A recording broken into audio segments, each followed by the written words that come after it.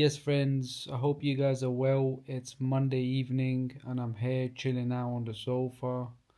This is unusual for me, I believe, I might have ADHD.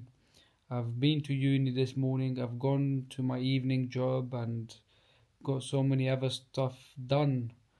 And I've spent some time this evening with the kids watching a movie and just learning to chill out, which is nice in a way. It's refreshing. It's a change from my usual non-stop. This sort of time I'll be on the Uber doing a few hours and trying to get back before midnight.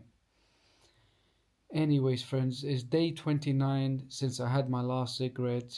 As you may know, most of you guys know that I relapsed after 3 month progress. Nonetheless, it's day 29. I feel good. I have so many improvements.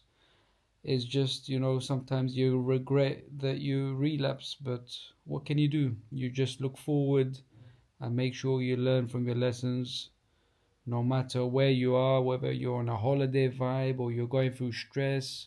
You can't pick it up because you touch that cigarette, you're back to square one. And, with intelligence, if you look at what's happening, you pick it up and smoke it. It's not making your situation any better. So that's the way to think about it for me, anyways. And I'm sure everyone's different in how they go about avoiding it and not getting relapsed back to it. It's an evil addiction, it's a very hard addiction to give up. And most people have many addictions, it's not just cigarettes, some have alcohol. And in my case, I have, coffee. I enjoy coffee. But some addictions are a lesser of a destructive to your body, to your health, than obviously alcohol or cigarettes. On Uber, I pick up a lot of interesting passengers and we get talking. There are very destructive addictions as well, besides cigarettes. Some people, I drop them at the casino and they have a gambling addiction. And it's sad, and you can see, it's sucking them in and they can't get out of it. It's also a very dangerous addiction. As the saying goes, no one wins or gets rich from gambling. I'm 37 years old and I don't know anybody that has gone to casino and made financial success and achieved their life. The house always wins, and if there are younger people watching this, you know, by the grace of God, whatever means you can get your head around it, that you will not win. It's not a win. It will suck you in and drain you and throw you about and lead you to have many other addictions because of the stress. So avoid gambling, avoid smoking cigarettes and other stuff that are very harmful to your body. Life is good, friends, once you can prioritize your health and then progress into other things, whether you're trying to climb the career ladder, the hamster wheel, whatever you like to call it, or you run your own business, or you have dreams and aspirations to better your life financially, like myself. I've got two young kids and I'm thinking about their future, I'm thinking about my old age. Time flies. Once you hit 30 and upwards, there is, it's frightening how fast the years go by. So it's not easy, but it becomes easy once you start looking after your health, getting some exercise in, getting fit, and eating healthy as well.